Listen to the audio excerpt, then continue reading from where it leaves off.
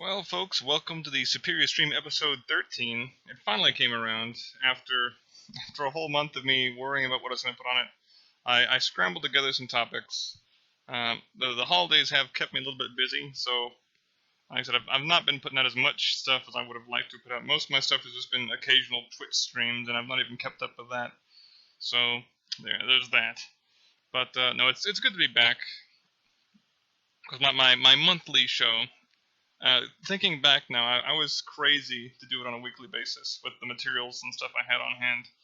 But at the same time, I do kind of long to go back to that kind of setup where we're doing it on a weekly basis. But that is a lot of work. I remember I enjoyed doing it, of course, but oh, what a chore. But anyways, yeah, we got a lot of stuff lined up tonight. Well, not too much, so hopefully this show won't drag on too terribly long. Talk about some Star Wars. Going to talk about some Konami and some World of Tanks, and maybe even some Nintendo stuff as well. But I feel like Mr. Baggins had talked at length about Nintendo before, so I'm not sure if there's too much more I want to talk about Nintendo. Yeah, new Star Wars movie came out, so let me go ahead and just kind of get this right off the bat here first. There may be some spoilers sprinkled in here and there. If there is, like I said, that may I would say that may deter you. You may be less inclined to continue watching from this point forward. And I'll post up some pictures as well from the movie. There's nothing to be spoilery in the pictures. It's just going to be some stuff I grabbed from the net to kind of point out when I'm talking about a particular character and so forth. But like I said, I'll post some pictures up on there while I'm talking about stuff as well. But no, we need definitely to talk about this movie. I've discussed it with other fans of the show. We found it adequate. No, I've discussed it with numerous groups of people. The overall consensus so far has been it was a satisfactory movie. It wasn't a bad movie. I was pleased with my purchase.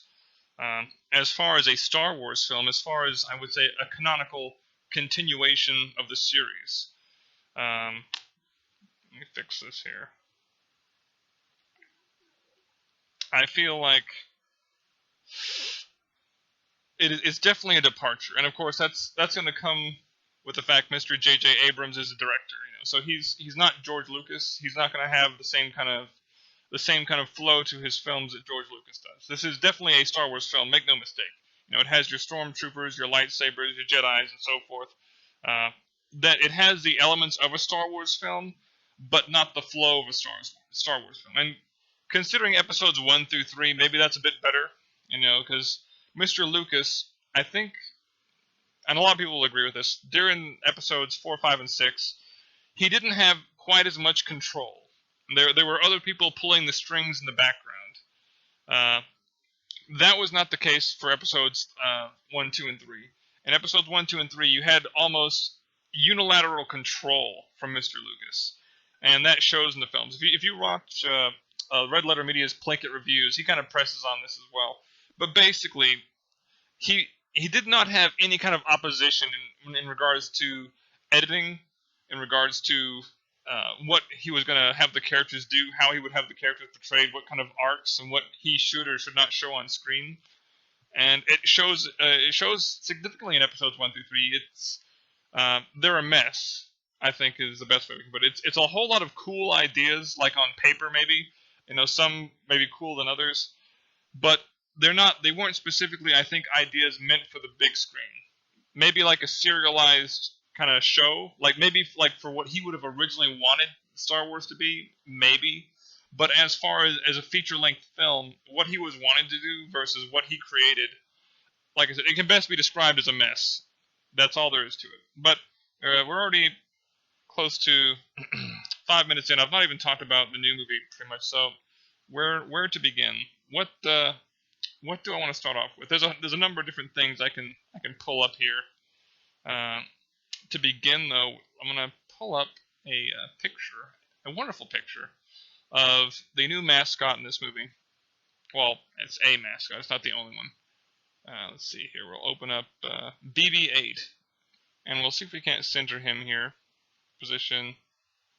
There we go. Fit screen. There's our wonderful BB-8. Okay, he is the R2-D2 of this show, or of this movie. There's also an R2D2 in The Force Awakens, but for the most part, you get what amounts to like the head of R2D2 on a what looks like to be a rolling automated soccer ball.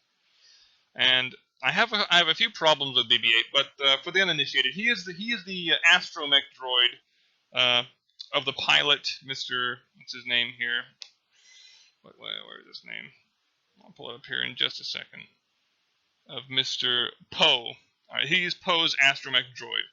And he immediately falls into the hands of Finn after Finn gets stranded on Baku, what's the name of the planet again? On Jakku. But like I said, I'm skipping ahead here. And basically, what I got from BB-8 was he was very energetic for sure, a lot more up and up than R2D2 in terms of just moving around and interacting with stuff. But I think that comes with the fact that he's, like I said, just a giant rolling ball. What I don't like about BB-8 is he lacks a proper foil. And when I say that, what I'm talking about with R2D2, you had C3PO, and they would have a back and forth banter kind of deal. So when R2D2 would make a series of chirps, C3PO would like come back at him like, "Don't say that," or he would respond with like a joke or a quip or something like that. So you had an idea of what R2D2 was saying. In this movie, you did not have a foil for the astromech droid. So whenever BB-8 bleeps and boops, there's no one to really kind of interpret that and then give him like a conversational back and forth. I mean, to some extent, Rey does that. Like she can speak droid, and Finn supposedly speaks a bit of droid, but I think he only knows knows basic language, which is in the Star Wars universe that's like the only language. But Rey she does a bit, but she doesn't speak to BB-8 the same way C3PO I think would speak to R2D2. She's more dismissive. She doesn't understand who he is, so she can't interact with him properly. And again, that's not the character Rey, who's the female protagonist. That's not her fault. That's the fault of, like I said, BB-8 not having a proper foil. It's that lack of foil that creates this problem. The problem being that you don't understand what kind of astromech droid BB-8 is. That's really my big problem with him. Other than that, it's a serviceable character. He runs around. He bleeps and bloops. He does little astromech droid things. He can hop into an X-wing fighter. I think, like I said, apart from having that foil, like he was a decent character. He did things like he wasn't just in the background. He helped repair the ship. I think did he grab a piece? He was integral to the plot. Like he did serve a purpose. I'm not saying it's a bad character or a useless character. I'm just saying it was hard for me to follow like the character of BB-8 in the movie without a proper foil. That was my take on him. But I'll probably touch on him again here in a little bit. Let me move on to the next guy here. Let me see if we can't swap this out. Move to this guy. Zoom in here. Mr. Finn. Okay, who is Finn? Finn is a stormtrooper, or more specifically, he was a stormtrooper in the New Order. Okay, so right in the opening sequence of the movie, by the way, this is a spoiler territory if you haven't already guessed. Right in the start of the movie, he's landing on the planet Jakku. Laser beams are flying everywhere. Stormtroopers are dying. People are crying. It's chaos, pandemonium. One of his stormtrooper bros gets a shot to the leg or wherever, and he crumples to the ground. And Mr. Finn goes up to him, and he goes to pick him up, and his stormtrooper bro rubs his hand across his face, and you have a dramatic blood mark on his stormtrooper helmet. So you have, I guess what it's trying to set up is that the life of a New Order stormtrooper is brutal and short. So that paints kind of the introduction for Finn, and one of the defining moments of the intro. You'll see there's him and all of his stormtrooper buddies, and they're ordered to fire on this group of civilians in the desert. So everybody shoots except Finn. Finn doesn't like what he's doing, and the Sith Lord dude notices this Kylo Ren. We'll touch on him later, as well as the Chrome Trooper, Phasma. I don't have a picture for her, but Just picture a regular Chrome Trooper. I mean, a regular Stormtrooper, except in Chrome. So they take note of that. So Finn, you know, he's angsty. He's not much of a likable character in many regards, and I'm not the only one to have noticed this. But basically, right after the desert scene on Jakku, you're back on the Imperial cruiser, and he's trying to come to terms with the fact that the New Order maybe isn't all that it's cracked up to be. He takes off his helmet, and that's when you get to see his face for the first time of Mr. Mr. Finn. And of course, the Chrome Trooper comes in, Phasma, and she's like, "You were not authorized to take off that helmet. Put it back on." So he puts his helmet back on. Feeling a clash of consciousness, he goes to Poe, and I've kind of jumped around a bit, but Poe is the X-Wing pilot sent to me. I'll grab him up here. I'll open with. Switch to him here. 1 second, I'll kind of skip around. Here's Poe with his X-Wing fighter. Okay, so Poe, let me go ahead and break him in a bit since we're kind of jumping around here plot-wise. Poe, of course, like I said, he's trying to find out where Luke Skywalker is floating around someplace. He is on the planet Jakku trying to hunt down like a piece of a map. And he watches Finn and his cohorts blasting the civilians, and he ends up getting captured by, let's see if we can't jump back here, Kylo Ren and, like I said, the Stormtroopers. So, back to Finn here. Whoop. So Finn, like I said, clash of consciousness. He decides to go rescue Poe, that little X-Wing pilot we mentioned before. They steal a TIE fighter, make it out of the hangar of the Star Destroyer there, and immediately get blasted, and they fall back to Jakku. So your story starts off with Mr. Finn here. He crash lands, and then we jump cut over to Miss Rey. Okay, Rey is the female protagonist, the main person, I guess, I just want to say this is the star of the film. Although both her and Finn kind of share the main stage for the most part, I would say. But you get introduced to Rey, and basically she's poor, destitute. She climbs around like derelict spaceships, harvesting parts to sell for scraps of food. It's really a terrible life. It's some real kind of like living in India. In trash heap ponds, trying to make a living. That's the kind of life she lives, pretty much. So she's going along, and she encounters BB-8. Okay, BB-8 stumbles across Rey, and immediately Rey's like, "I don't know you. Get the hell out of here. I'll sell you for parts." Is basically her attitude. But she warms up to him once she kind of figures out that he's not just any ordinary droid. He's actually somewhat important. She goes ahead, and she and this little droid team up, and they do pretty well. But now I'm kind of getting into the story part of this, so let me go back. I'm skipping all over the place. Let's go back to Finn here. Okay, so Finn's done crash landed. What are the problems with Finn? Particularly, his only objective, as soon as he escapes the Star Destroyer, which is the ship that he and Poe are on, is he wants to just run away from everything. He's afraid of the New Order, and he just wants to get out. So what he does is he lies, and basically does everything he can to avoid danger, until like the last possible second of the movie where he has to make a choice between helping the Resistance or just running to the backwater part of the galaxy. So like I said, it seems like he is only a hero by nature of the duress he was under. Like, had he maybe been in different circumstances, had he not met Rey, he wouldn't have joined the Resistance. He would not have become the heroic character we know him as. He would have ran away. He would have disappeared off in the galaxy.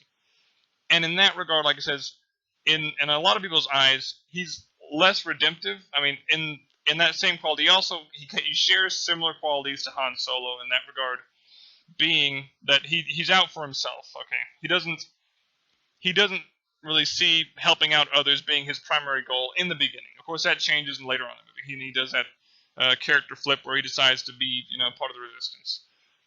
But like I said, the point is, it came to a point where he was literally do or die. He was going to have to choose between running away and facing danger, only towards when he absolutely had to go save Rey, because that's, I think, the main key point of his character arc, where he sees Rey being dragged off by Kylo Ren. That's when you really notice him going okay, I can't just run away. My friend's in trouble. I gotta help him. But like I said, he felt very, like I said, Han Solo-ish in a very selfish nature, and he also, as a character, didn't feel like he knew what he was doing for the most part. Like, he was really playing it by ear, flying by the seat of his pants, and in a way that's endearing, in that he's trying to he's trying to make way. He's trying to make his way in the galaxy. So he's, how would I say? I guess what I think people were wanting to see was a more heroic hero, and less of just an adjunct, just a hero by chance, is what we got with Finn. But speaking of Han Solo, I kept on mentioning him when I was referencing Mr. Finn here. Of course, Han Solo and Chewie are back.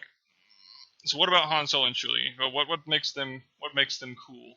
Well, of course, it's Han Solo and Chewie. You got the original smuggler and the muscle. They make an appearance fairly soon after Finn and Miss Rey escape from Jakku. All right, they get captured and they think it's for the Empire. It's actually Han Solo looking for his Millennium Falcon that Rey and Finn have stumbled across. What's the deal with Han Solo? Well, apparently him and Leia did not work out, and he went back to what he was good at, which was smuggling.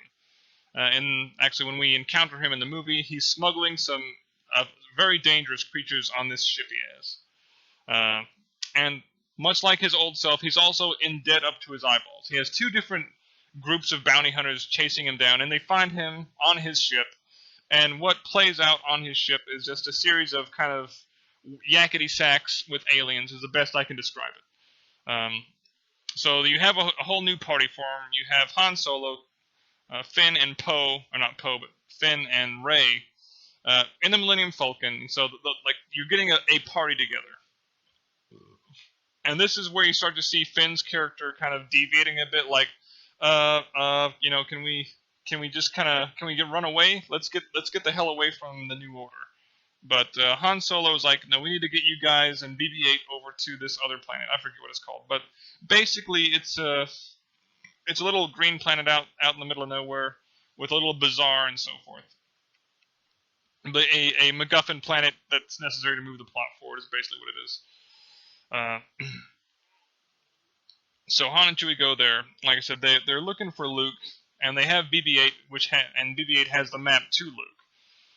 And let's see, all the while you kind of get a feel for how Han Solo's character has changed. He shows his age, and there's a little winks and nods and such, for going back into the Millennium Falcon, and you see some interaction between Rey and Han. And it's funny, like I said, but during these interactions, I sometimes felt like Rey was too knowledgeable. Like, she knew too much about the Millennium Falcon, considering that she'd never touched it before.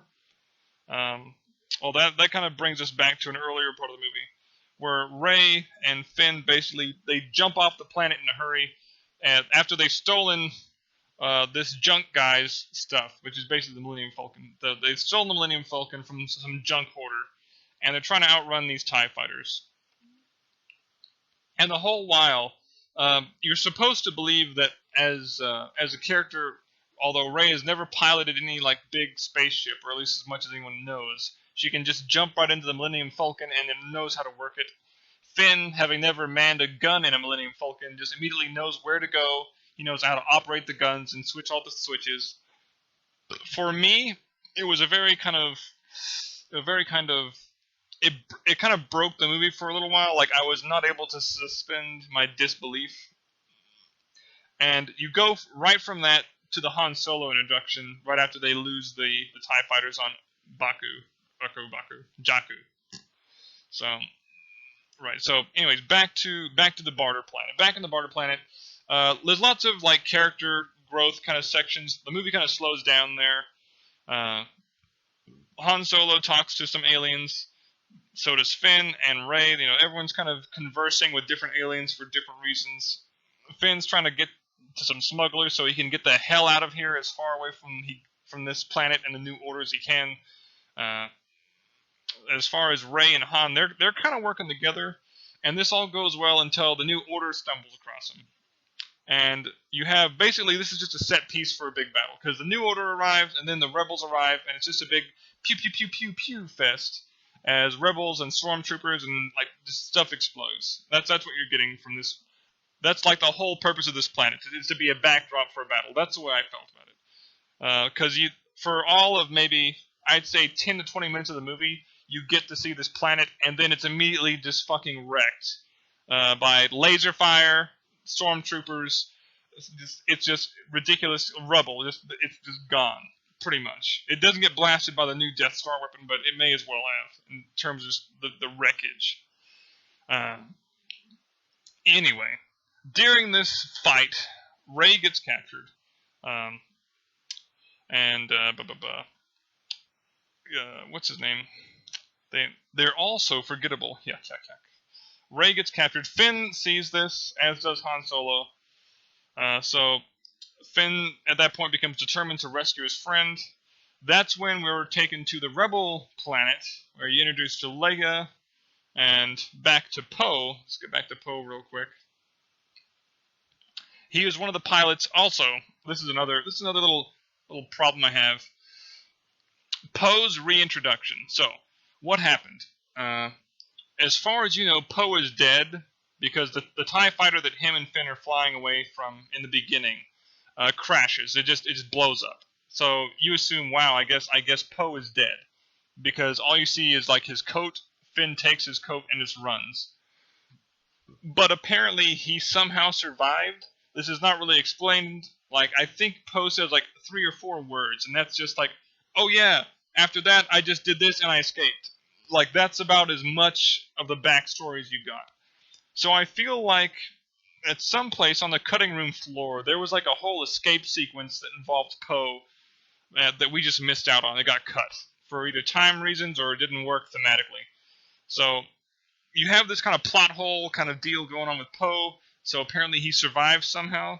Like I wasn't even sure if he was the one in the X-wing because I'm bad at recognizing faces. I'm like, so wait, is this the same guy who was like captured before? You know, and apparently he is. So Poe and Finn and Han Solo. Well, kind of Poe's gonna stay behind as he has to do some X-wing stuff. But Finn and Han Solo, and of course Chewie. Let's see, how do they? Or have I skipped something? Because now I remember. Okay, I remember what happens. All right, so Han Solo and Finn and Chewie, they go to the ice planet / Death Star to save Ren, stop the Death Star, and confront Han's son Kylo Ren about their misgivings. So you have 3 different kind of plots going along at the same time. This is almost some George Lucas tier kind of fuckery, but don't worry, it ends up making sense, sort of. So at this point, you see more revealed about Finn's character, like his interactions with Han Solo. Han Solo basically lays it down for him. He's like, "Kid, you're kind of dumb. Just trust me. I know what I'm doing." And Finn's like, "Okay, I get it." And they're wandering around the space base. They've got to plant these charges to blow stuff up. That's when they find Finn, or not Finn, but Rey. And Finn and Rey reunite. They're all happy, and they're like, "Okay, we got to shut this weapon down because it's gonna shoot our stuff." It's about this time that the X-wings start showing up because they have to start blasting this new Death Star weapon. And Finn, Rey, and Han and Chewie go around the base and they plant these charges. And it feels like the plot is moving along at a brisk pace. All right. So what you get then is you encounter Kylo Ren. Now we've seen Kylo Ren a couple times before. Uh, Once on Jakku, again, he confronts a few people, but you don't actually get to see him kind of mess anybody up for the most part. Like you're just hinted at it every so often. After they plant some charges, and after Mr. Kylo Ren has killed his father, yeah. By the way, Han Solo dies. You get Kylo Ren versus Finn at first, and Finn holds his own fairly well, which is pretty good considering it's basically a stormtrooper versus a Sith Lord. Although he's not a Sith Lord yet, but he's wanting to be one. He wrecks Finn. He dices him up. In my mind, I was thinking, oh man, Kylo is gonna mess up Finn. I mean, Kylo's gonna mess up Rey, because he is a dark side dude. He has Force powers, but at this point, the story has been showing that Rey is getting these Force powers. And in my mind, I thought, okay, it's okay. She can discover some Force powers. But I did not think she would be on level playing ground as Kylo Ren. For me, I felt that her development of her Force powers, such as her mind control trick on the Stormtrooper, it felt too quick for me. It felt like she'd gained that power without enough training. Much the same way, like that she was able to read Kylo's mind when he tried to read her mind. That again, it feels like she cheated almost. If you want to be tinfoily hat about it, maybe it's trying to maybe say that women don't need no man. Women I can do everything the boys can do. Kind of feel to it. I don't know. I'm not sure if that's what J.J. Abrams was going for. I hope that wasn't. I hope that the idea is just that she is a very powerful Force user, and she got very, very lucky. Because that's what I kind of took from the movie. Of course, if you read the forums, if you read the internet debate areas, supposedly she is Luke Skywalker's daughter, but that opens up a whole other series of plot holes I'm not even going to bother digging into at the moment. But suffice it to say, Rey is a fairly competent Force user. At least we find this out at the end of the movie when she has to face Kylo. And another problem I have is Kylo, like I said, he's supposed to be an adept dark side guy. So at the very least, you can assume he's wielded a lightsaber at some point. Rey, on the other hand, from what I can tell, she's fairly adept at wielding a stick, and that's about it. Now, maybe I'm missing something. Maybe there's a problem with the way I interpreted it, but I feel like she became really good with a lightsaber really fast. And there was very little explanation for this kind of progression of skill. Like I said, maybe you can attribute her stick fighting prowess to her lightsaber skills, but at the same time, I would also argue that a lightsaber and a stick are fairly different in terms of just how they operate. And I feel like there's there's a specific set of training you need to use a lightsaber properly. The fact that Finn was able to wield one at all without cutting any of his limbs off, I think, is a miracle. And that's nothing against Finn as a character, but he's literally a stormtrooper. Like, these guys are the guys who usually get cut down by lightsabers. All right. So you get Rey in here, like I said, who's actually not only holding her own, but taking a pretty good fight to Kylo Ren. And you can argue a number of different things, like maybe because he had been shot by Chewbacca, he'd been weakened.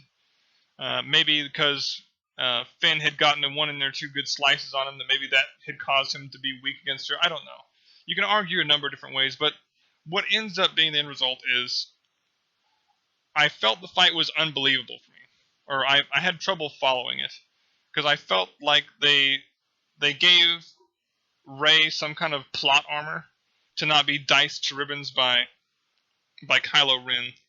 My personal thesis on it is I'm guessing Kylo Ren was trying to convert her to his side. He wanted to have another helper, follower for him. So maybe that's why he was holding back. And then maybe, possibly, perhaps, or maybe he could sense that that Rey was maybe like his niece or cousin, if you want to go with the Luke Skywalker theory.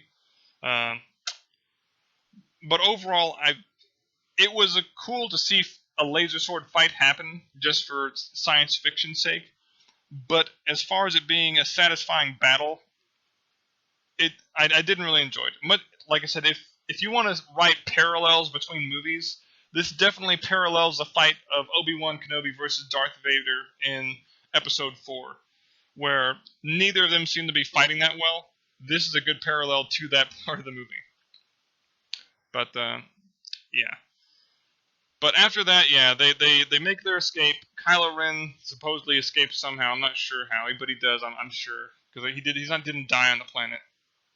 And they escape the. Let me move this over here. The Death Star. Okay, and all right, that's what's that red beam? That's what it looks like when the Death Star fires. That's I believe that's from inside the Death Star. That may be aboard a Star Destroyer. I'm not sure, but I want to talk about the Death Star in this movie because it's a bit goofy because it's not quite a Death Star. It's an ice planet that has a laser beam inside of it, if that makes any sense. And it draws its power from a nearby sun to fire a humongous shotgun laser. If that sounds crazy, don't worry. That's because it is. This is the I guess the allegory for the original Death Star, if you want to call it that, or I guess as George Lucas would put it, poetic nature of Star Wars. This is the Death Star style weapon. And it is, I would say it's pretty OP. You can fire, like I said, a shotgun blast of lasers that not only, like I said, is a shotgun blast, but can target like several different planets at once. So it's an accurate shotgun blast. And my question is, where did they get the funding for this thing? I mean, on a basic level, I can kind of see how they constructed the laser. So you have a planet maybe with a molten core that works as like a backup power source, and you build like a charging station next to a sun.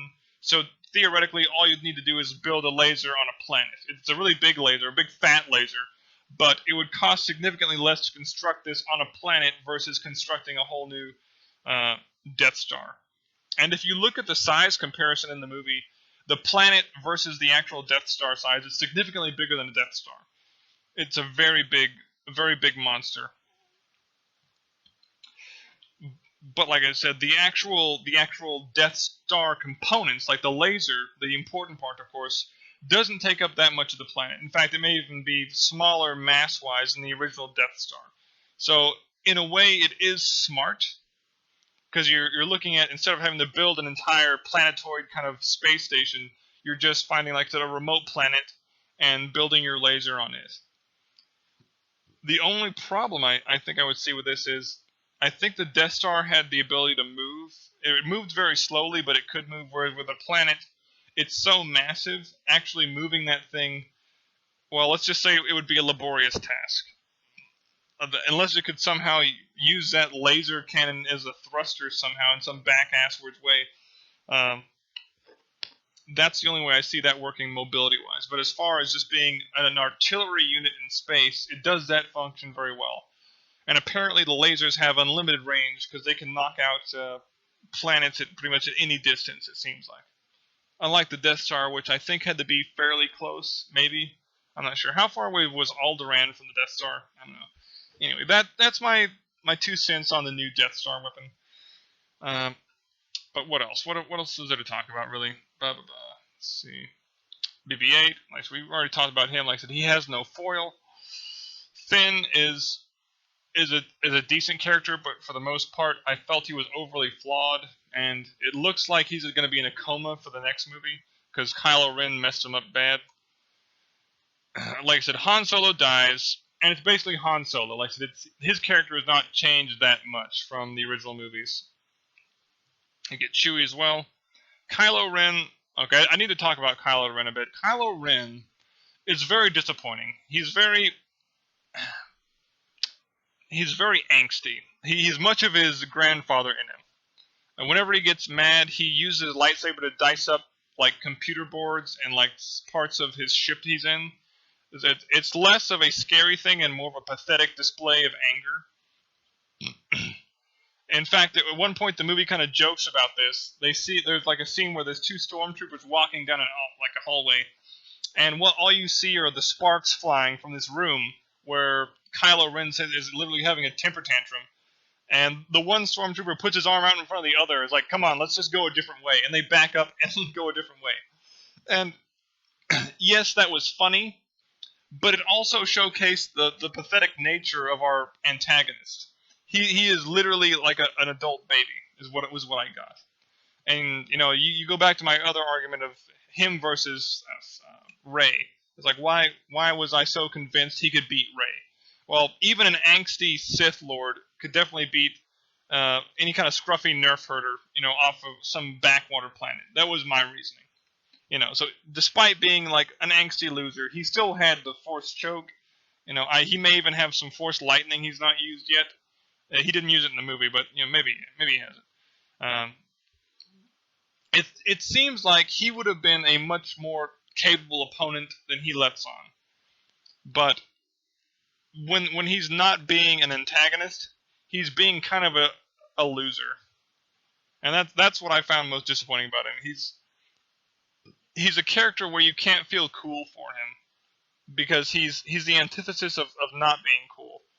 He's like a kid who looked at Darth Vader as an idol and tried to be Darth Vader, but lacked all the necessary traits to be Darth Vader. And if you want to go a long ways about it, supposedly this is like a long-winded joke poke at Star Wars fans, trying to be cool or something. But I don't know. I don't grasp that. But that's my long droning discussion on Star Wars. Overall, is it worth a watch? Yes, go out and see it if you haven't already seen it. Of course, I know most people who want to see it already have at this point, but it's definitely worth a watch. Is it a good Star Wars movie? I would feel like if you're wanting to recapture the magic, it's not going to do that for you. It definitely tastes like Star Wars, but there's definitely it lacks the touch of George Lucas, for better and for worse. So what's next on the docket?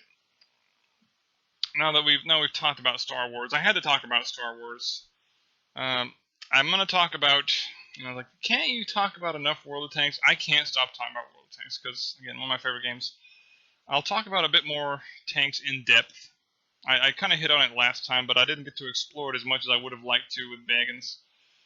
If we can get my video up here, and I'll have that going in the background if it can be done, which I've done it before. Let's try this.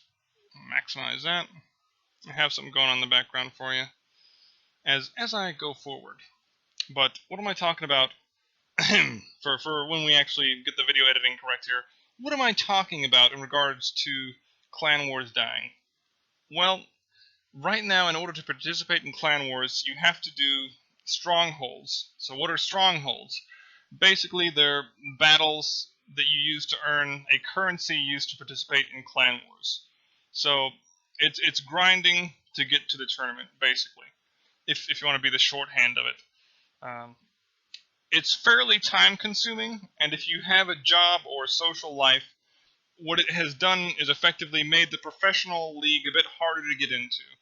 You can no longer kind of have a laissez-faire style of play if you want to participate in what most would consider the in-game content. And a lot of people are up in arms. A lot of people, what you've seen happen is there's now a stronger divide between the more casual players and the more intense players, as I might call them. Where was I? And so what this has led to, what you're getting at, is there's been a lot of the old guard clans are no longer participating. I heard G dropped out, along with Badger isn't really no longer participating. PBCAC, and I think a couple others are also switching around. And what you're seeing is a lot of, as I would call, a disruption of the community. Some folks don't have a problem with it. If they have the time to put into the strongholds, you can really succeed. You can farm up your participation points, as some might call them, and have no trouble with Clan Wars. If you're a clan that's more casualized, if you don't have the same amount of time as other people, basically you're more or less locked out of certain aspects of Clan Wars. you know. And that's, like I said, not the entirely worst thing. There does need to be a degree of difference between those who want to play professionally versus those who want to play casually. But with the changes in Clan Wars that we've seen, it's less about, in my mind, you know, a change for the better so much as a change just for change's sake. It seems like if they had spent more time crunching the numbers, they could have made it so it was more difficult to get into Clan Wars without making it difficult to participate in Clan Wars. Oops. Jump. But as of late, like I said, I've not felt interested in Clan Wars because, like I said, a large part of that is strongholds. But is there an answer? Is there a third way? Honestly, I would say no. If you're wanting gold, the best way to go about doing that right now is get in little small, what are known as skirmish tournaments. There's also other little tournaments and prizes for various little things going on occasionally. But as far as sitting on provinces and farming gold, those days are more or less done. Unless, like I said, you have lots of hours to just dump into the game. Another issue that's cropped up as of late for World of Tanks, the new check line. I've not even touched it, but what have I seen from it in the battle? It performs decently. The lower tiers certainly look like they lack a bit of oomph. They don't have the same armor or mobility maybe as some of the Russian tanks.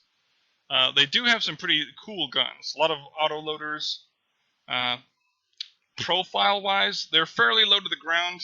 Not as low as some of the Russian counterparts again, but not bad. They're definitely not Panthers or Tiger 2s by any means. A check line, like I said, I really want to play it, but at the same time, it's one of those issues where I'm going up so many tech trees at once, I've not even had a chance to look at it. But that kind of leads me into another point. How many more tech trees are we going to get in World of Tanks? Like I said, based on what I'm looking at in the check line, it's decent, but there's no TDs. Pretty much, there's no. There's basically just one single line of tanks. I don't believe there's a deviant between that and the medium line or what have you. And if so, I'll pull up a little page here real quick just to check the tank tree. World of Tanks check line. And then this is honestly some work. I have some little paperwork I should have done before. Am I excited about going down the check line? Like I said, from what I've seen, it fails, I think, in my eyes, because it looks like a lot of the tanks in the check line are copycats of Russian tanks. Basically like a hybrid of Russian and German designs. Let's see, right, so that's only medium tanks. So you go from light tanks up to about tier 3, and you jump to medium tanks at tier 4 through tier 10. Let's see. And what I can do for you, actually, since we're using my other monitor here, and take a look-see with the astounding box Koloskolosnika. Let's see. This is the only Czech vehicle I have, and I've literally not even touched it. It's one of the first representatives of the Czechoslovakian armored vehicles. This light-wheeled Caterpillar tank was developed in the late 1920s based on the suspension of the Hanmag WD-50 tractor. So you're literally looking at like a lawn and garden tier versus, actual tanks at tier 1. Although a lot of the tanks are similar to tractors at tier 1, so far be it from me to chastise it too much. Let's see, it never saw service because it was deemed obsolete at the end of its development. Oh my. Water down.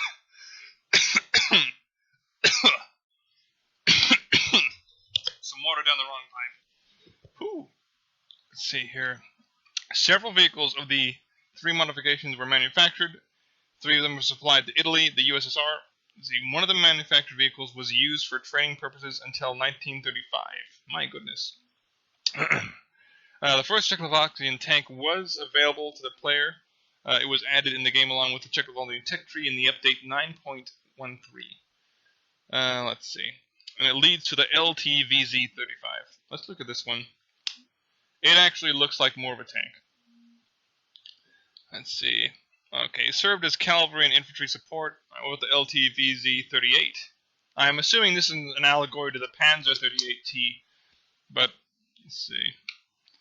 Developed by the CKD design group in 1938, this light tank saw service in the Wehrmacht under the designation Panzerkampfwagen 38T. It is considered to be the best Czechoslovakian vehicle. A total of 14,000 tanks of 8 modifications were produced. So, if you can maybe pull that up here. So yeah, it's basically a Panzerkampfwagen 38T. But let's see. All right, so after we get to Tier 4, we get to the actual medium line. What is this one? The VK8H was further developed of the PS2B medium tank and the P2B, which I'm not sure what those are, light infantry tank. The vehicle, I'm guessing, maybe we might get those at a later update. The vehicle underwent trials from the summer of 1937 through the spring of 1938. In the fall of 1938, additional trials were held. After the faults were removed, the tank saw service under the designation STV-39. The vehicle never entered mass production. And it looks, like I said, style-wise, it has some aspects of a German tank mixed with a Russian tank again. Let's look at the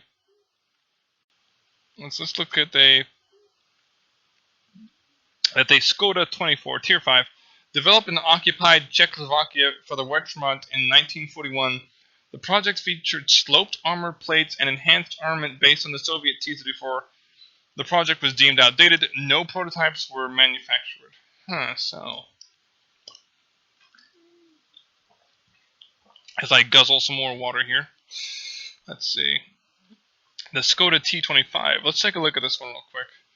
A further development of the medium T-24 tank. This vehicle was developed for the German Army in 1942. The project was deemed outdated. No prototypes were manufactured. So I think we're seeing a recurring theme here.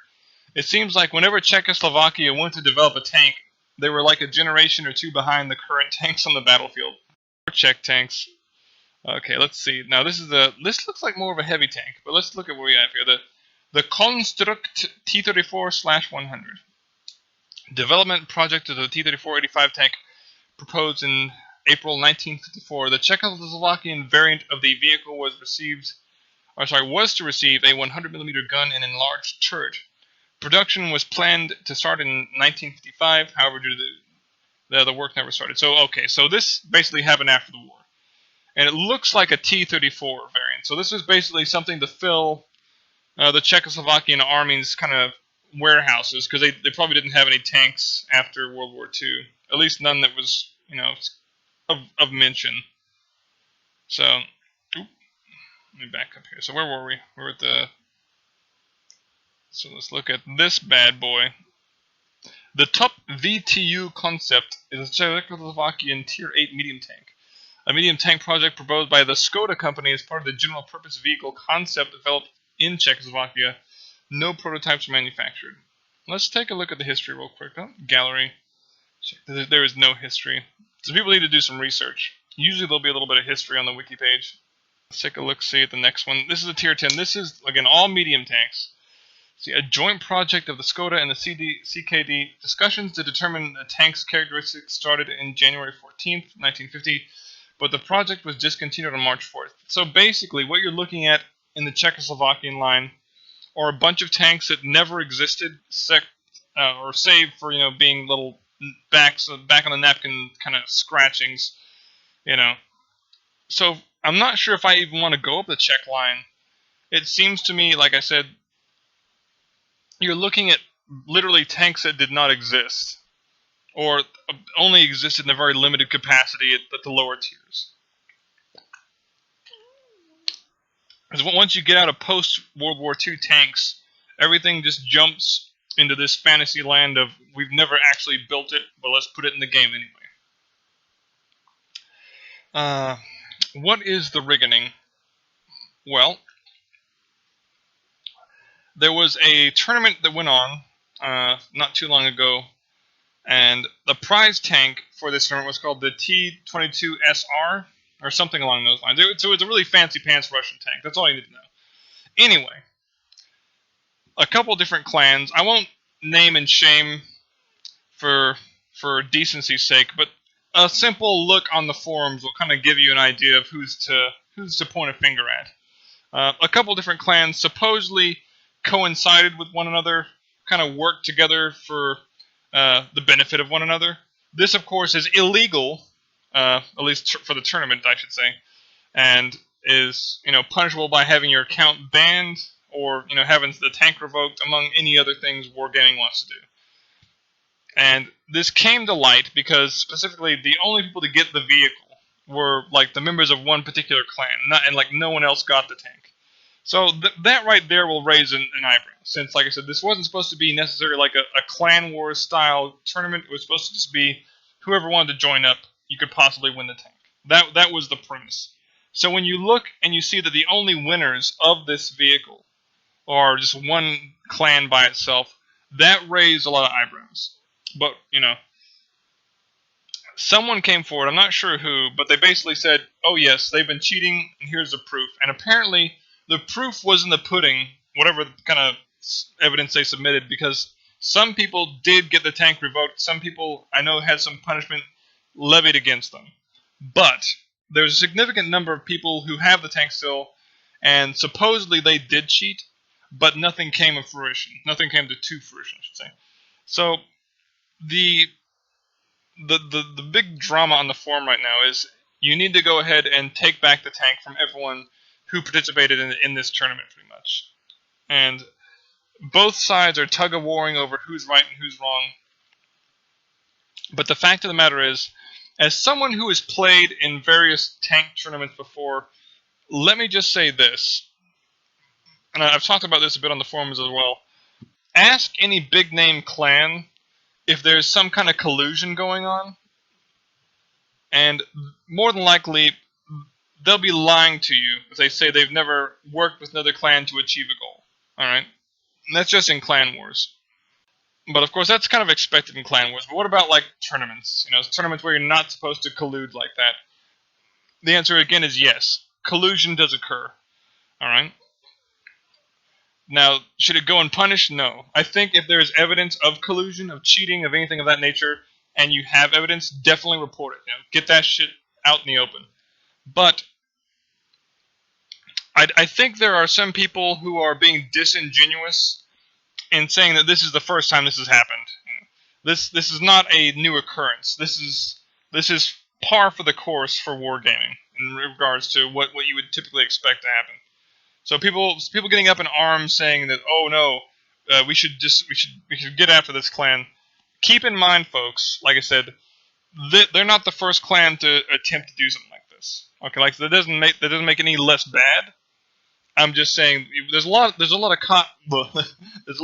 pots calling the kettle black, is what I'm saying. That's all I'll say, and I'll leave it at that. But what else about World of Tanks? I have been playing it more as of late. I've repurchased some premium time. In fact, I need to play some more right now. But I had to get this stream out today because it's been a rough time. I've had to deal with a lot of Christmas business, among other things. And where to begin? I'm grinding up multiple trees as per usual. What's my biggest focus right now? What's my biggest contention? I'm playing a lot of Chinese tanks, and what's so cool about Chinese tanks? Chinese tanks are basically copy-pastes of Russian tanks for the most part, at least at the later tiers. The earlier tiers is kind of a hodgepodge of different goofy tanks. A lot of like the American something or another. There's like one or two different American tanks at tier 1 or 2, and I think another different tank at tier 3. But basically, it's a goofy lineup, to say the least. But once you get into the higher tiers, you encounter more Russian tanks, or more Russian-style tanks, I'll say. But they basically are Russian tanks. At the high tier tanks, tier 9, 10, and so forth, they're very well. They perform very well. They have good guns, respectable armor, and great mobility. In my mind, they play very similarly to a T-54. And if you know how good a T-54 is, you'll know that it's a tank to be reckoned with. And like I said, from pretty much tier on 8 on upward, I've had that experience. Tier 8 for both the heavies as well as the medium tanks. They're all around good tanks. You know, are they better than say the German or the American lines? I would say yes. The German American lines are very good in their own right, medium lines as well as the heavies. But in terms of, in the way I like to call it, I guess, kind of jump right into it and do like a good amount of damage per battle. For me, I felt like the 113, the WZ-120, the 121. These are all Chinese heavies and mediums. They perform very well. At least they have for me. And I think another part of it is I'm trying to buff up my crews in those tanks, so I make sure to do my doubles in those tanks every single day. But that's about the extent of my World of Tanks discussion. I've also played another tank-themed game, and I'll see if I can't get it pulled up for us here. There we go. This is Armored Warfare. So, again, another tank game. Can this guy stop talking about tanks for 1 second? No, I can't. Again, another tank game. Unlike World of Tanks, there are a bit of differences. And I'll highlight those a bit more in this game than I will for our World of Tanks kind of discussion. It is a tanks game. It it focuses more on basically 1950s era and forward tanks, whereas in World of Tanks, you're basically stopping at the 1950s just about. Maybe stretching into the 1960s a little bit with the T-62A, but just barely. Like, you barely get out of 1950 in World of Tanks. Whereas with, like I said, with Armored Warfare, like I said, it's a whole different ballgame. You get basically tanks that go from 1950 all the way up to, I guess, like present day tanks, from what I've seen. And from what I've played so far, it's not a bad game. It operates much the same way Tanks does. In fact, some of the starting tanks are actually the in-game tanks in World of Tanks, so that's kind of like a jab or a poke of fun at World of Tanks in that regard. If I sound a bit crackly, it's because my voice is dying. But where to continue? Yes, it's a fun game. If you're looking at the screen right now, you'll notice I've been in queue for at least 33 seconds. The queue times in this game are devastating for PvP. So if you want to actually get into a fight quickly, you're going to have to actually, I guess, join a PvE match. And that gets into another topic of PvE. What is PvE? PvE is player versus enemy. What that really means is player versus bots. And that is one component of Armored Warfare that World of Tanks does not have. And it's one of the reasons that I'm actually pretty psyched about Armored Warfare. It gives you a chance to test the waters, so to speak. You can play with bots. In fact, I think I ended up choosing a bot battle for this one. Yeah. It lets you choose bot battles. They're fairly easy. Like, it's really hard to lose to bots. It can be done if your team's really some mouth-breathing, kind of slow-going fellas. But for the most part, you don't lose battles against bots. And it's a nice way, like I said, to train up your crew. You get credits and EXP. Not as much as you get for playing a PvP battle. Well, I believe the EXP amount is the same, but you get more credits for PvP. So if you want to earn money, you have to fight against other people. Pretty much is how that goes. Overall, the graphics look nice. In fact, I would argue they're a little bit better than World of Tanks. The draw distance works a bit better. You still have the same kind of vision mechanics as World of Tanks, but the draw distance, I think, like I said, it does a better job of indicating depth to the player. Like, it feels like you're actually shooting a gun down range, as opposed to World of Tanks, where it feels more like you know that you're inside of a video game. Something of note here, this is actually built on the Cry engine, as opposed to whatever engine World of Tanks uses. I believe they have it called the Havoc engine, or they're going to switch to the Havoc engine soon.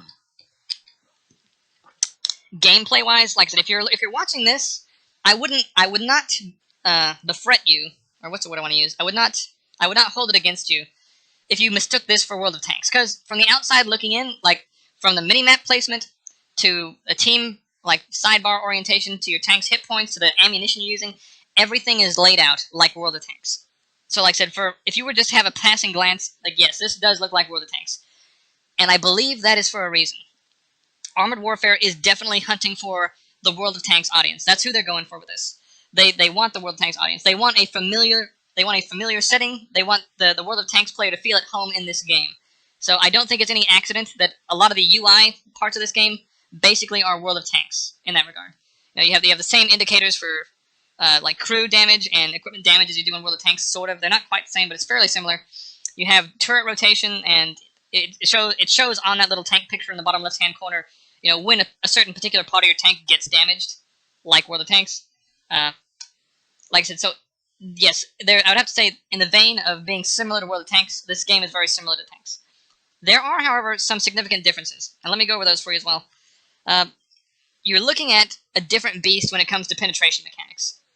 When I started playing, I wasn't sure where to aim at quite at first, because when your reticle focuses on a lot of targets, it'll show a yellow marker. And usually, typically in World of Tanks, a yellow marker means like don't bother shooting. Your chance of pinning is pretty low. This game is a bit different. Basically, the yellow marker is basically telling you have a pretty good chance of penetrating this target. Go ahead and fire a round. I would say a good 85% of my rounds I shoot at a yellow marked target. Go ahead and pin. What this basically means, I think they should change the marker target's penetration rating. And when I say that, what I'm saying is it should turn green, not to make you have better penetration, I should say, but to better indicate what chance you have of penetrating. So, like I said, leave the values for penetration the same, just be a more accurate indicator of whether or not I can pin. Because the current indicator, like I said, it's not a good indicator, because I constantly pin shots that, in my mind, I think I should not pin based on the penetration indicator that you see on the screen. And what am I talking about when I say penetration indicator? I'm talking about the little reticle. Whenever I focus on an enemy in this game, you'll see it'll turn green, red, or yellow. Red basically means you have no chance of pinning. Green basically means auto pin at this point. All the tanks I'm firing at here are really weak, so that's why it's basically always turning green. But in many instances where it turns yellow, I still have no trouble pinning tanks. And like I said, that's the recurring theme I've got from the penetration mechanics in this game. Heat also functions a lot different in this game than it does in World of Tanks. Specifically that it's not as useful. Heat rounds they're good for light tanks and tanks with very weak armor, like parts. But I guess the way to say it is this game is built on new tanks. And new tanks basically have countermeasures built into their armor to stop heat rounds. And what is heat? Heat is basically high explosive anti-tank rounds. Or, well, I believe that's right. Anyway, but yes, but basically what happens is you fire the gun, a bullet comes out, and at the end of this bullet is an explosive charge, and that charge is what causes the damage when it hits the enemy. It pokes through and creates like a hot little vent of like superheated metal, right? And that's fine for like say 1930s tanks up to about 1945 or however. But when you look at newer tanks, like I said, they have built-in countermeasures that basically they render that kind of technology moot. So unless you have no armor, that it doesn't work. That ammunition is worthless. What's another thing? In terms of vehicle differences, there's no medium tanks. What you have are main battle tanks and light armored vehicles, kind of. Although you could argue they're like light tanks in this game, but they're not tanks. They're armored vehicles. But don't get mistaken now. These armored vehicles, as they're called, or lightly armored vehicles in some cases, they come equipped with some pretty deadly guns. Like guns that easily let them go toe-to-toe with like medium battle tanks, or main battle tanks, I should say, without too much trouble. So unlike World of Tanks, light tanks have a bit more bite in this game. So in that regard, if you like moving fast, if you like fast-moving tanks, light tanks in this game will excite you. They're fun to play. They're vicious. Let me take a sip here. And powerful. Now they are lacking in armor, so you can't duke it out with folks. But they make great snipers and great spotters, which it creates rewarding gameplay, which is what light tanking is supposed to be about, I think. But yeah, that pretty much covers light tanks. And like I said, I've not touched any artillery pieces yet, but from what I've seen, they're pretty decent. The mechanics are a little different from World of Tanks, whereas in World of Tanks it's more of like a sniper scope from the sky. In this game, from what I understand, you kind of see how people will shoot. They'll like appear as little dots on your minimap, and you can shoot at those dots. That's how I understand. But like I said, I've not had a chance to really play with that caliber of vehicle yet, so it's just gonna be it'll be. I'll just wait until I get to it. I believe also they have a free Type 59 deal going on right now, and if you're not familiar with a Type 59, basically it's a really highly coveted tank in World of Tanks. So in a sense, it's kind of like a nudge, nudge, wink, wink. Here, come play our game so you can get to play the Type 59 for an armored warfare. But the reality is, like I said, it's a low-tier tank, and in the game it's only featured as Tier 3, which is not a bad tier by any means, but it's definitely not an in-game kind of tank. And I see what they did there, so to speak. You know, it's cool, and it's like I said, directly sticking it in the eye of wargaming, saying, haha, here's your precious tank. Because wargaming doesn't have copyrights over specific tanks.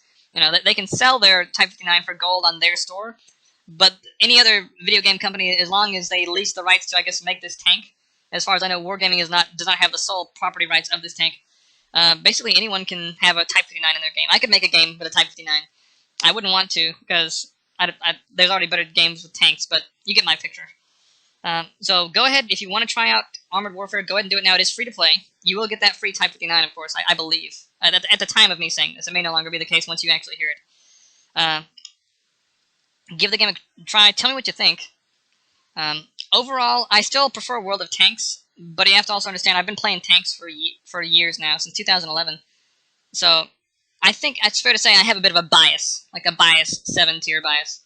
There's a bit of a World of Tanks humor there. Just ignore me. I'm being autistic. That about chews that up. And let me go ahead and pop this up here. How are we looking? An hour and 25 minutes. Wow, I can yammer, can't I? Let me see, what else do we have? Konami. Okay, I got enough time for Konami. So we'll have a quick Konami corner here. I don't know. If you have a passing glance at video game culture, commentary, and so forth, you've probably noticed some of the shenanigans being undertaken by our lovely company Konami. And then what am I talking about? Specifically, I guess I would call it a fall from grace. You've seen over the past couple months, Konami, they've basically fired Kojima. Although in a rose by any other name kind of deal. They fired him, but he's still under contract, so he can't leave the company and he can't work at any other company. It's basically how it's set up right now. And they're basically just holding him hostage and keeping him from working on anything else until his contract is up. And I believe they have it where like he's not getting paid or anything. And they canceled a lot of cool stuff. And they're taking a lot of their older properties and basically recycling them into pachinko machines. If you don't know what a pachinko machine is, that's fine. Basically, for the uninitiated, a pachinko machine is, think of like a one-armed bandit kind of lottery-style machine where you pull a lever and you win a prize, maybe, or you don't win a prize. That's a pachinko machine. And that's what Konami's really like focusing on right now. They're focusing on pachinko machines and mobile games. So actually, let me get World of Tanks here off, or Armored Warfare, I should say. You know, and I can talk about how terrible Konami is. I can say like they're the worst company ever, but everyone's already done this. There's multiple people who've made multiple videos on how Konami is worse than Satan, how they're ruining the industry and all that. But I wanted to make a brief little point, a little interlude, if you will. I want to talk about the time before Konami was shit. When they had to give out a prize for Metal Gear 5 at the Game Awards, they literally did not allow Kojima to receive the prize that he had won. And in the audience, you could hear an audible booing.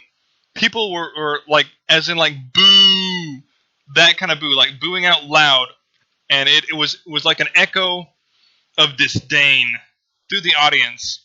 As the presenter was like, we would like to have Kojima here to accept this prize, but unfortunately we've been advised from our representative at Konami that he was unable to arrive, for whatever reason. But everybody already knew. They knew what was going on. Konami didn't want him to show up, and it was a real stick in the eye of people who just wanted to see Kojima on stage and hear him just accepting the award. But no, like I said, what I want to talk about is a little bit different, a little bit off the beaten path here. I want to talk about the time before, like I said, Konami was complete shit. And I want to talk about a few different games here. First off, we can't go a step too far without mentioning Castlevania. All right, and that's what I'm doing. I'm talking about all the games that Konami is known for, and hopefully remind folks that at one point Konami, it was a good company. They made good games. And like I said, starting off with Castlevania, that game, goodness gracious, quite a bit of difficulty, but killer music, killer gameplay, difficulty to be sure. And of course, a lot of people know it now as more Metroidvania, but whichever version you prefer, whether you prefer classical Castlevania or Metroidvania Castlevania, they're all great games in their own respective right, both graphically wise, sound wise. They're the pinnacle of, in my mind, what you need to have for a game about killing Dracula. Like they've captured that for me. From skeletons throwing their bones at you to flying Medusa heads, I can't think of any other series that could really encapsulate like the craziness that is Count Dracula, or what I think, what I perceive to be Count Dracula. You know, another great game from the series, DDR. And this is like a rapid, like crazy departure. What about DDR? I played a lot of DDR back when I was a kid. Um, in fact, I loved it so much I purchased one of those pads at home. I played DDR at home, and I thank DDR still because that definitely helped. It kind of got me back into shape. I wasn't out of shape, I would say, in high school. I was never overweight. Don't make that mistake. But I lacked certain degrees of stamina. But I really liked dancing, and I really liked the music in DDR. And that game really got me. It got me off my lazy ass. It got me dancing again. It got me excited for life. And like I said, DDR's kind of faded from the limelight. It's not as crazy popular as it used to be. But there was a time when every arcade had a DDR machine, and there'd always be a group of people gathered around, dancing, laughing, and having a good time. I can't think of many arcade games in my youth that really kind of pulled people in the same way that DDR did. Okay, and now you have Step Mania and a bunch of other games like that, and Guitar Hero. But in terms of rhythm games, my favorite of all time will be Dance Dance Revolution. In just terms of the music they had, the style of gameplay,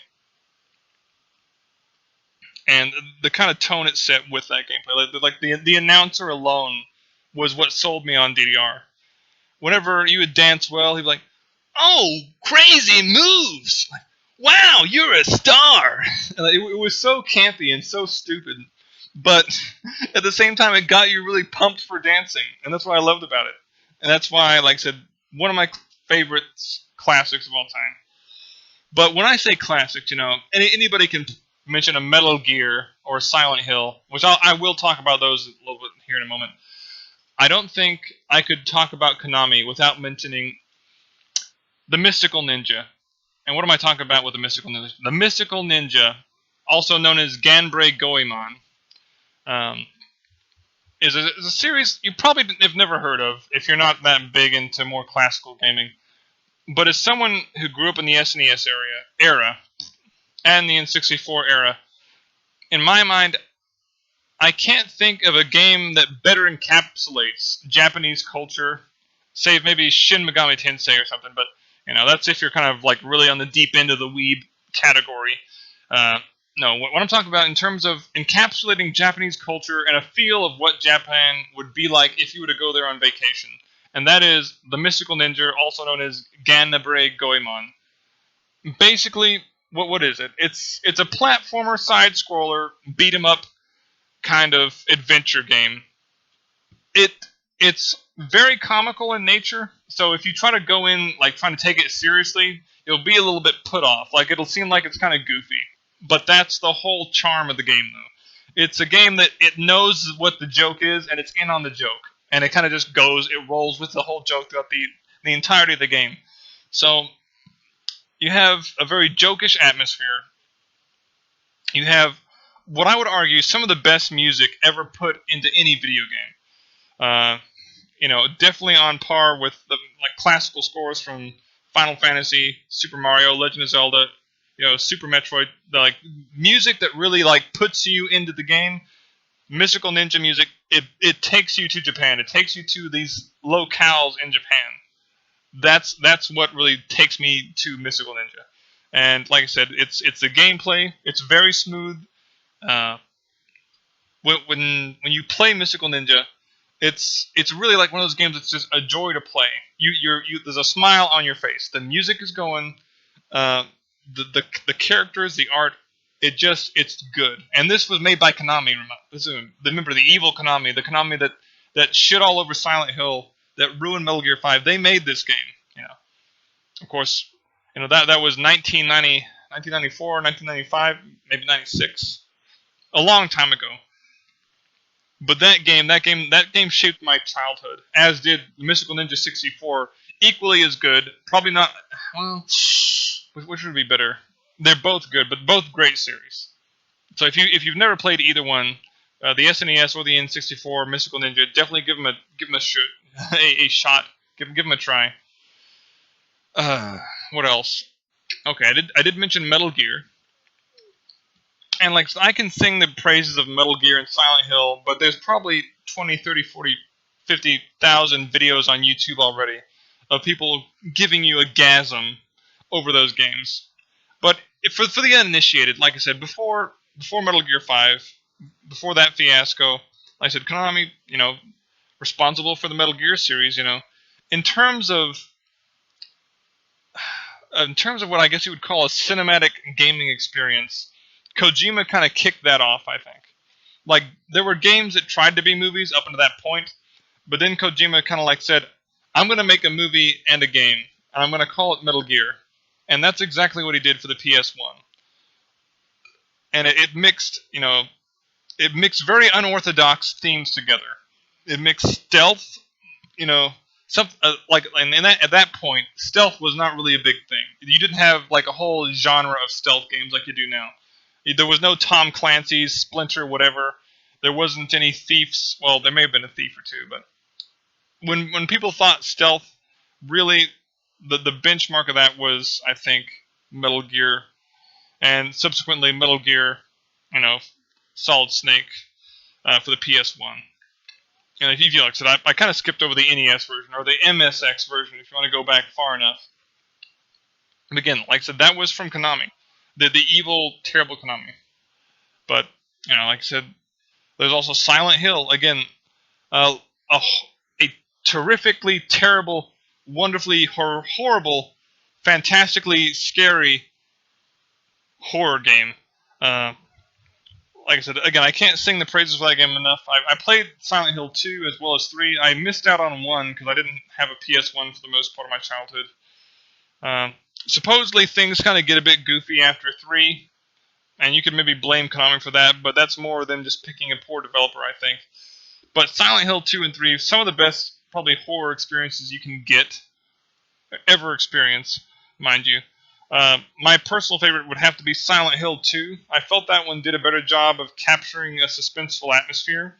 Again, 3 was not bad by any stretch of the imagination. It was good as well. Maybe I didn't like the female protagonist as much because she seemed maybe a bit more whiny than the guy from Silent Hill 2. But, that's just nitpickery. And overall, like I said, both games definitely classics. And but not just those games. The original Silent Hill also for the PS1, great game. From what I've heard, from reviews I've read, from what it looks like, if I had been alive at that time, I played the Resident Evil, Resident Evil 2, Resident Evil 3. So imagine those graphics. I can imagine them, for that game, for that kind of genre. And I would have turned off my console. I would have been scared, probably shitless. But enough of the big boys. Let's talk about some more obscure titles here. Let's talk about Rocket Knight. Like, what the hell is Rocket Knight? Rocket Knight is probably one of the best platforms for the Sega Genesis. Well, what about Sonic? Sonic is really good. I think everyone who's played Sonic will say that yes, it's probably the fastest platformer for the Sega Genesis. As far as like, as I would say, it's an interesting art style and an interesting kind of character. I much rather enjoyed Rocket Knight than I did Sonic the Hedgehog. Rocket Knight, it had great graphics, great music, tight controls, and was a blast to play. But nobody knows about it. It was recently re-released on Steam as like an updated like rehash. I've not played it. I wanted to, but from what I heard, I'm not sure if it's really the same game that came out on the Sega Genesis. And after I post this stream up, I may go back and check on that and see if that's any good. But especially since they have Steam sales, I didn't even think about that. If it's on sale, I'll almost assuredly pick it up. But Rocket Knight, again, a gem, a buried treasure in the sea of Konami games that nobody talks about. It's a great game, But like I said, it's just there's so many games that come out. You don't always get a spotlight on your game. That's why, like I said, Mystical Ninja, great game. Not everybody played it. Some people probably looked at the box art and thought it was just a goofy ass game and just ignored it. So a lot of great games like Rocket Knight, Mystical Ninja just get overlooked. Uh, some other games I'm not that familiar with would have to be Contra and Zone of Enders. And there's also another Japanese game, Sudoku, or Sudoku, however you want to pronounce it. Some other honorable mentions. I did play a bit of Contra on the SNES, although, if I have to be frank, I didn't really get the same thing out of Contra as I did from, say, the Mystical Ninja. And that may be because I was not skilled enough at the time to appreciate the difficulty of Contra. And again, that's not a bad game.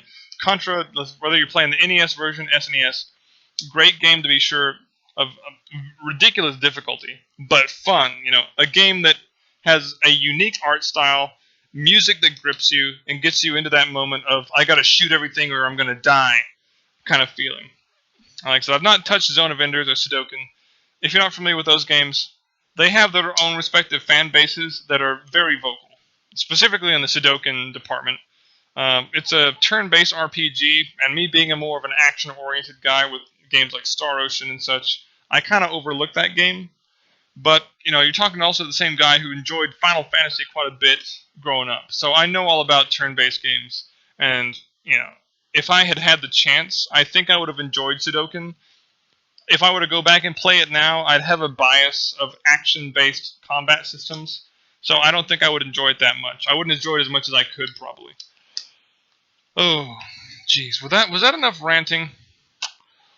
It better be, because I think I'm closing in on about... Where am I? On about 1 hour and 42 minutes. I can talk a little bit about Christmas, because I don't want to reminisce anymore about Konami.